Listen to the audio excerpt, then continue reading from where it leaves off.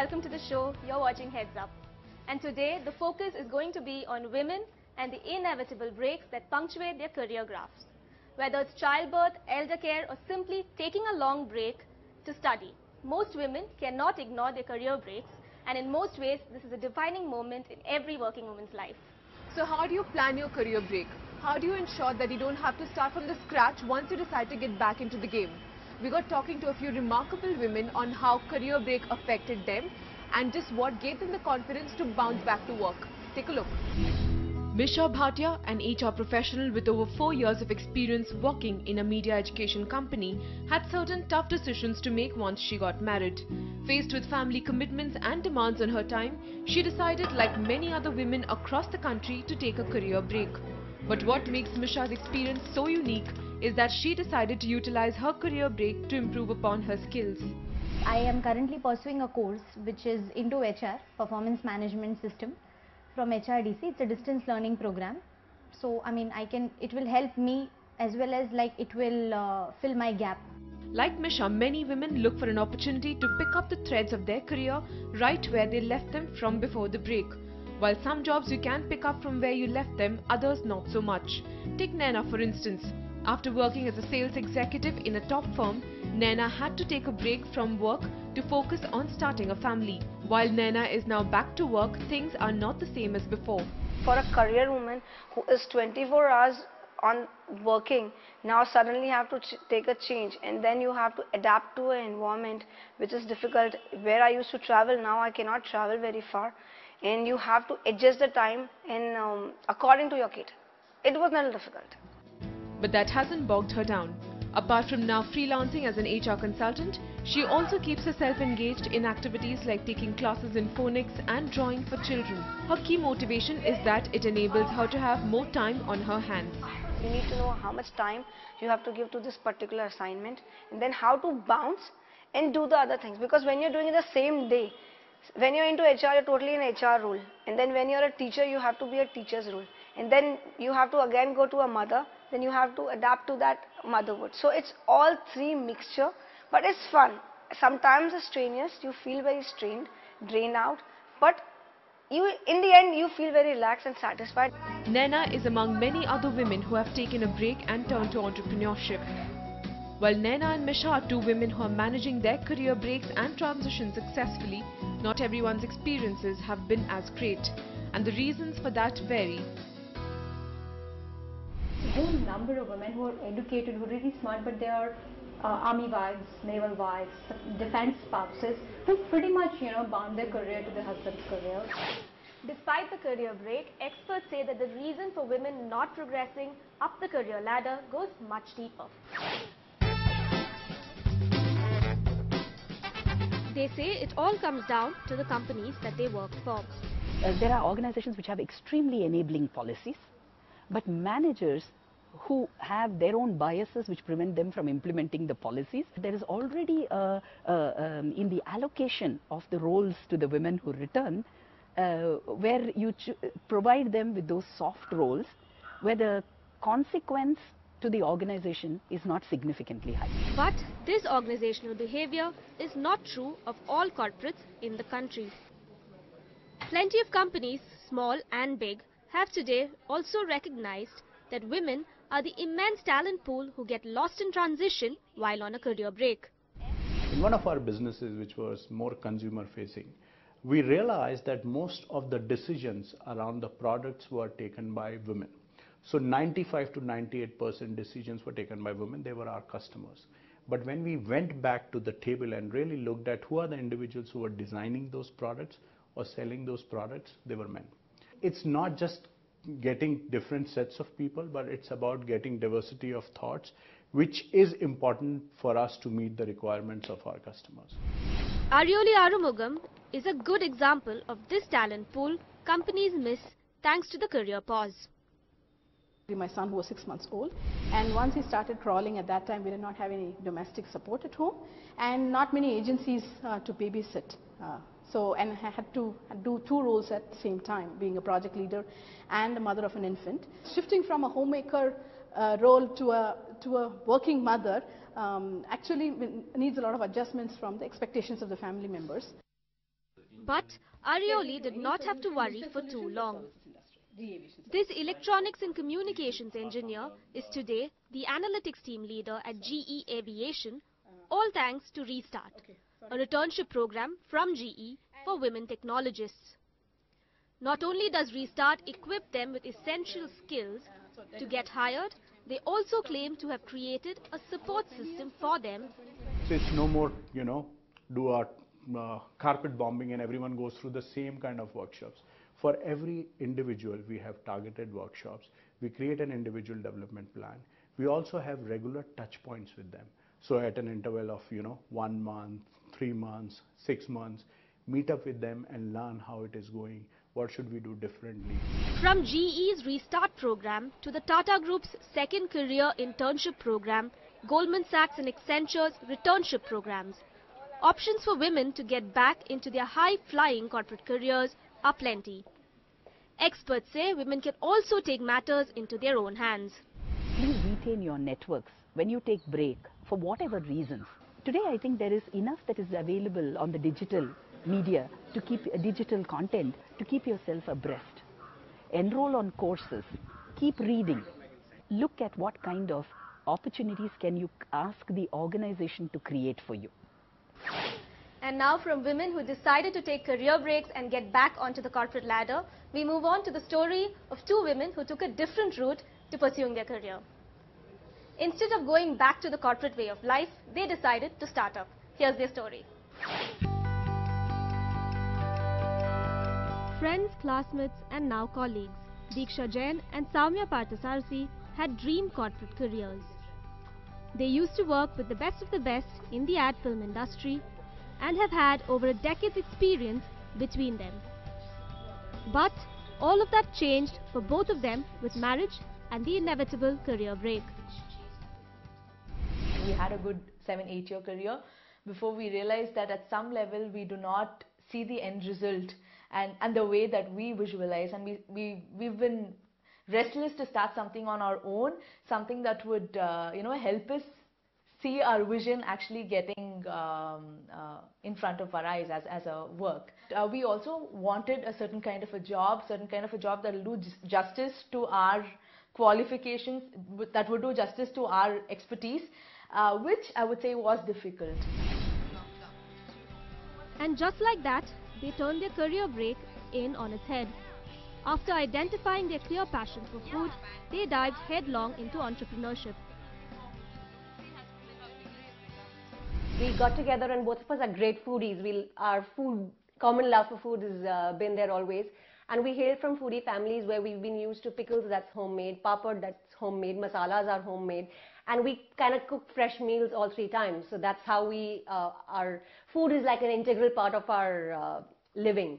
So that's how we chanced upon the idea that these days everybody just picks up ready-to-eat food products without actually seeing what the label screams. And when you actually turn a label and look, you'll be surprised that the ingredients are just about 50% and the rest are just chemicals to ensure that it elongates its shelf life.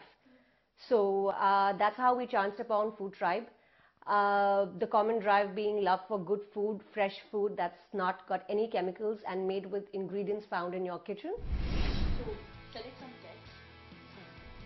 The startup based out of Bangalore is essentially an online platform for home chefs and food artisans to sell products from a very niche category: preservative and chemical-free food products. We typically deliver all our products within 24-36 hours cycle. 90% of our orders are delivered on the same, it's delivered within 3 to 5 days. So once the vendor gets the order product notification, there is a schedule that's created to pick up the products, and it's once the products are picked up, it's delivered on the same day to the customer.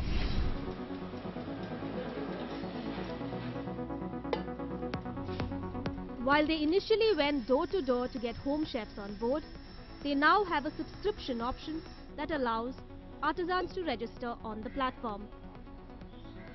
Not only does FoodTribe have a novel way of ensuring food quality, they also hold no inventory of items to be sold.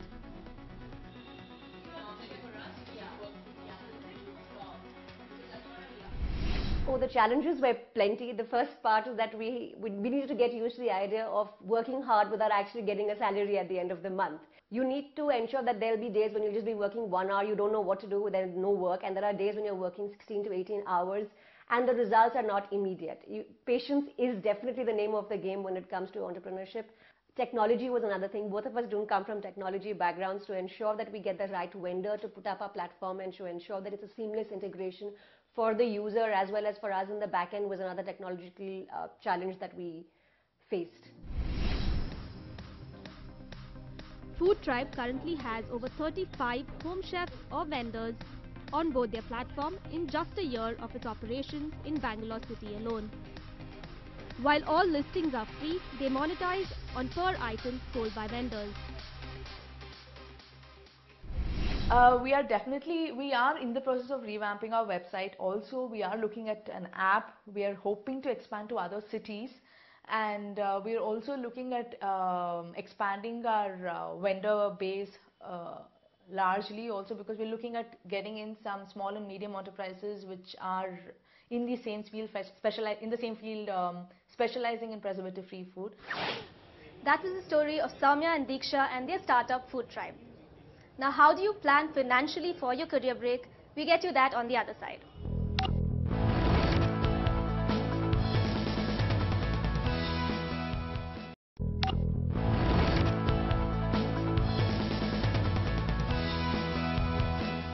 Welcome back to the show. So we looked at the stories of how some women choose to go back to their old jobs and their old firms. Some, however, choose to change their field completely post taking a career break, and a few choose to take the entrepreneurship way. So today I have with me Anjali Kriplani, a former journalist, author and also an entrepreneur. So Anjali, can you tell me a little bit about what is it that you did earlier and what was the reason for your career break? Hi.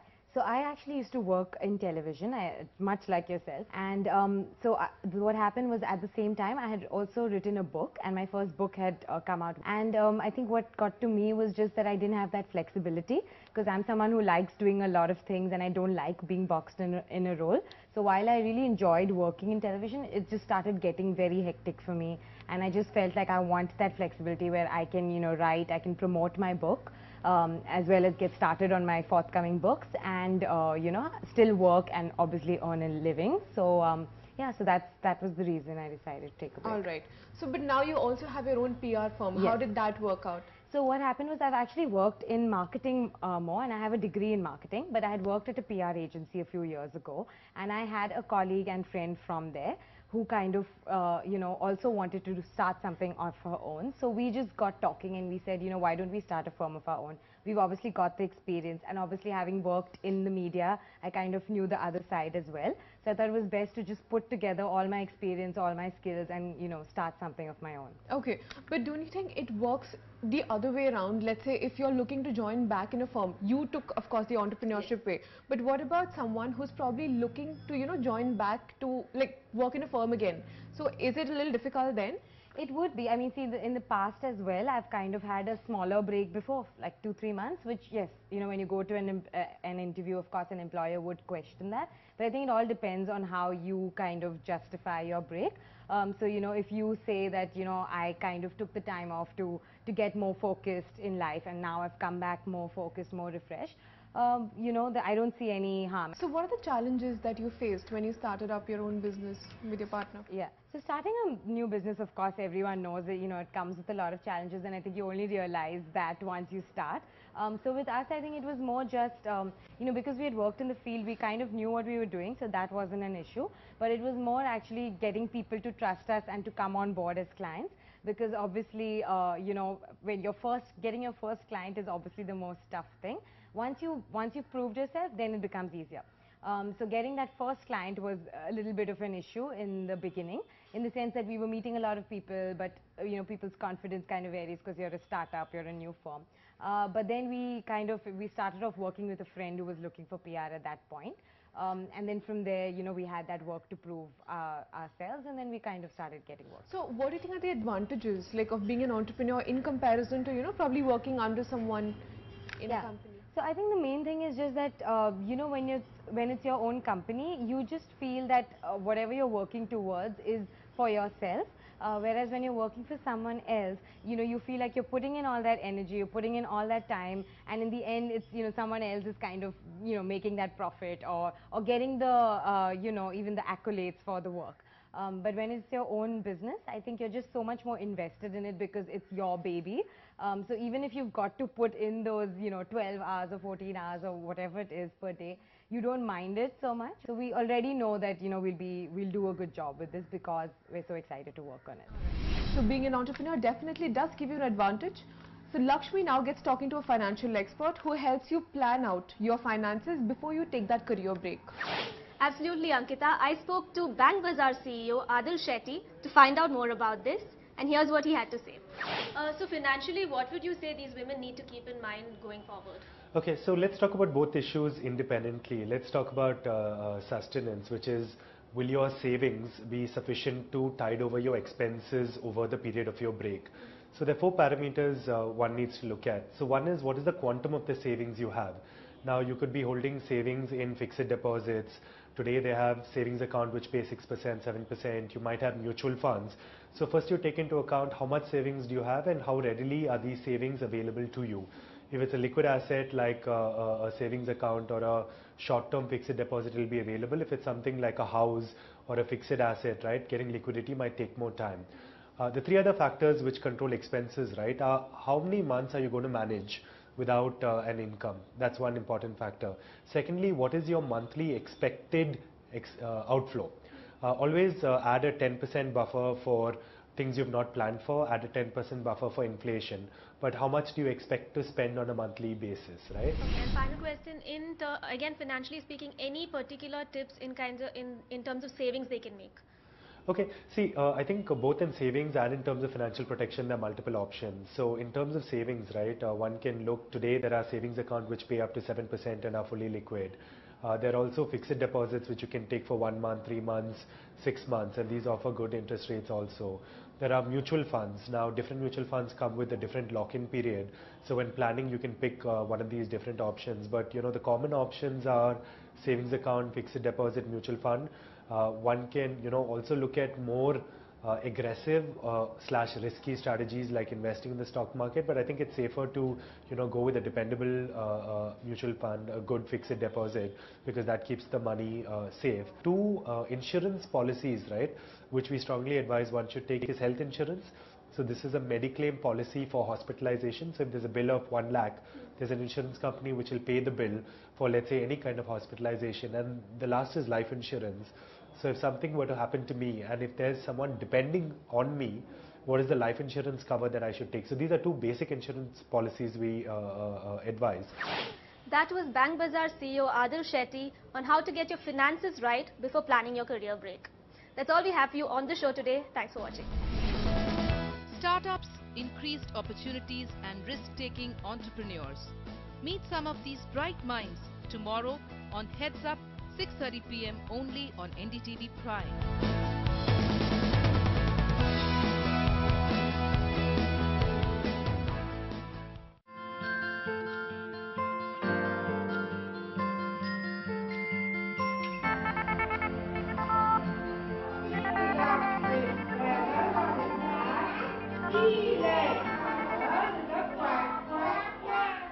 All of us have been through those days when a younger brother or sister was our greatest enemy and our greatest friend at the same time. Sibling rivalry is not uncommon.